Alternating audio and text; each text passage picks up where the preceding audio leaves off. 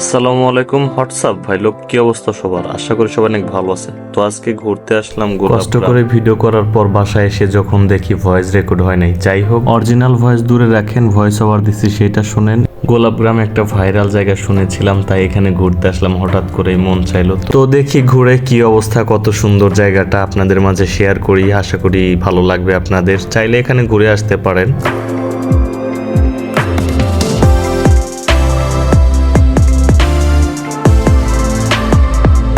এখন কথা হচ্ছে আপনি এই গোলাপগ্রামে কিভাবে যাবেন। যদি উত্তরা থেকে যান তাহলে দিয়াবাড়ির মধ্য দিয়ে বিরুলিয়া হয়ে আকরাইন হয়ে তারপর এখানে যেতে পারেন। আর যদি আব্দুল্লাহপুর থেকে যান তাহলে সেখান থেকে বাসে করে ওই বিরুলিয়া হয়ে যেতে পারবেন। নবীনগর, মানিকগঞ্জ, সাভারের দিক থেকে যারা আসবেন তারা সাভার স্ট্যান্ড থেকে আকরাইন হয়ে গোলাপগ্রামে যেতে পারবেন। যারা গাবতলী বা গুলিস্তানের ওই দিক থেকে আসবেন তারা সাভার নেমে আকরাইন বাজার হয়ে তারপর এখানে যেতে পারবেন।